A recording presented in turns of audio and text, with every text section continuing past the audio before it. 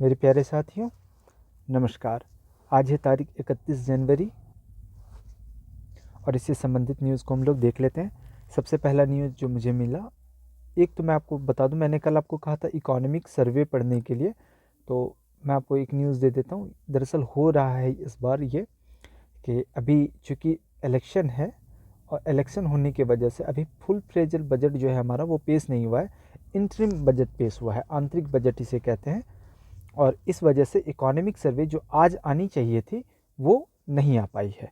तो अब ये अंतरिम बजट से पहले जब जब इलेक्शन हो जाएगा, जनरल इलेक्शन, तो उसके बाद ये बजट आएगा। तो आपका काम कुछ समय के लिए टल गया है, बट आप ये मत समझिएगा कि आपको ये काम नहीं करना, ये करना ही पड़ेगा। एनीवे, राष्ट्रपति के अभिभाषण के साथ जो है अभी आप जान रहे हैं कि हमारा बजट सत्र शुरू हो गया है।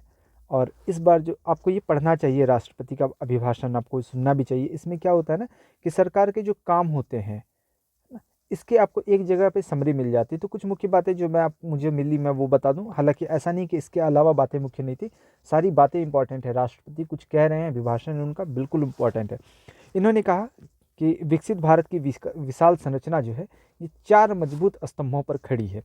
एक तो सबसे पहले युवा शक्ति, दूसरी है नारी शक्ति, तीसरा हमारे किसान और चौथा गरीब। इन्हीं 4 पर ये केंद्रित है और यही 4 मिल करके हमारा जो है विकसित भारत बनाएंगे। और आपको पता है इंडिया भारत @2047, आपको पता है ना, इसके बारे में हमने आपको पहले भी डिस्कस किया है। इसके अलावा जो राष्ट्रपति ने एक बहुत महत्वपूर्ण बात कही, वो यह कही कि एक वर्ष में लगभग 25 करोड़ देशवासी जो है वो गरीबी से बाहर निकाला गया है। एक वर्ष में, पिछले एक वर्ष में 25 करोड़, आप इसको छोटा मोटा आंकड़ा मत समझिए।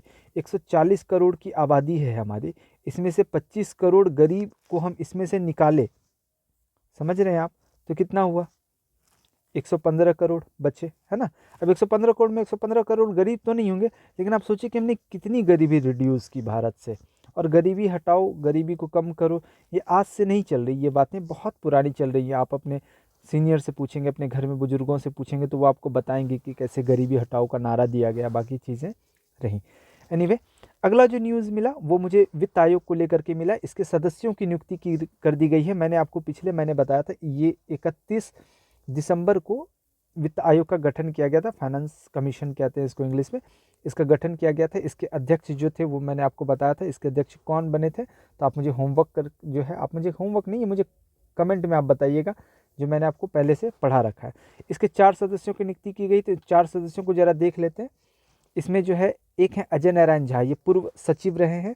इसके अलावा एनी जॉर्ज मैथ्यू, ये, इनके अलावा डॉक्टर निरंजन राजाध्यक्ष, है ना, एक ये हैं। और इसके अलावा डॉक्टर सौम्या क्रांति घोष, ये स्टेट बैंक समूह के पूर्व के मुख्य आर्थिक सलाहकार नहीं है। तो 4 लोग आपको ये एकदम ध्यान रहना चाहिए। अजय नारायण झा रट जाइए, any George Matthew, doctor Niranjan, है ना, सौम्या। तो आप ऐसे अजय, जॉर्ज मैथ्यू, निरंजन, सौम्या कांति घोष, सौम्या, इस तरह करके आप इनके नाम याद रखिए, बहुत ही इंपॉर्टेंट है। कभी भी ये 4 नाम पे आपको क्वेश्चन रहेगा।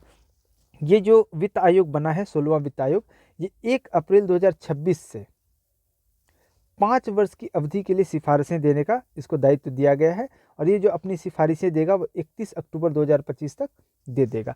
इसके बारे में आज आपको ना न्यूज़पेपर में भी कुछ चीज़ें मिली होंगी, आपने पढ़ा होगा, तो आपको कुछ चीज़ें मिली होंगी और आपको पढ़ना चाहिए इसको लेकर के। तो कहीं भी अगर आपको न्यूज़ मिले 16वां वित्त आयोग को लेकर के, तो इसको वेरी वेरी वेरी इंपॉर्टेंट समझ करके आप उसको पढ़ें।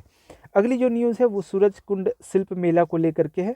ये सूरजकुंड शिल्प मेला जो है ये हरियाणा में आयोजित होता है, फरीदाबाद में, और अभी वाला 37वां है। और हर बार ये जो आयोजन होता है इसमें एक थीम राज्य होता है। तो इस बार का जो थीम राज्य है वह गुजरात है, ये आपको ध्यान रखना है। इसके अलावा ये हमारे पड़ोस के लिए बड़ा ही दुखद समाचार है। वो उनके पूर्व प्रधानमंत्री और उनकी पत्नी को 14 साल की सज़ा हुई है और वो भ्रष्टाचार के आरोप में ये सज़ा हुई है। पूर्व प्रधानमंत्री रहे हैं इमरान खान और उनकी पत्नी है बुशरा खान। इनको 14-14 साल की सज़ा हुई है और इमरान खान को 10 साल के लिए सार्वजनिक पद संभालने के लिए अयोग्य घोषित कर दिया गया है। तो ये एक जानकारी थी। आज जो है खेलो इंडिया का समापन शाम में चेन्नई में हो गया। इसको 19 जनवरी में शुरू किया गया था। 19 जनवरी को ये शुरू हुआ था, खेलो इंडिया युवा खेल। 5,600 खिलाड़ियों ने इसमें पूरा भाग लिया और इस बार महाराष्ट्र टॉप पर रहा। ये मेरा डाटा एकदम सही है, क्योंकि आप अगर सुबह तक का अगर आप न्यूज़ देखे होंगे तो उसमें आपको महाराष्ट्र फर्स्ट पे मिला होगा, सेकंड पे हरियाणा, थर्ड पे तमिलनाडु।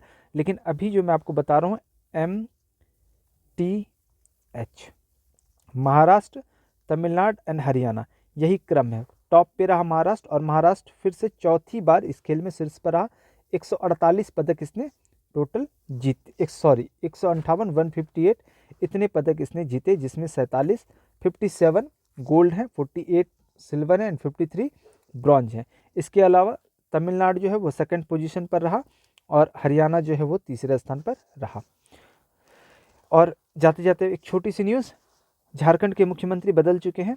अब झारखंड के नए मुख्यमंत्री जो हैं वो चंपई सोरेन हैं और ये झारखंड मुक्ति मोर्चा के वरिष्ठ नेता हैं। पहले ये परिवहन मंत्री थे। आप जान रहे हैं कि झारखंड में भी मुख्यमंत्री, उनके ऊपर ईडी का छापा पड़ा था और इस तरह की चीज़ें, कुछ भ्रष्टाचार के आरोप वगैरह लगे थे। आप तो मुझसे ज़्यादा जानते हैं, तो ये चीज़ें आपको पता चल गई। इतना सा न्यूज़ आज मुझे मिला।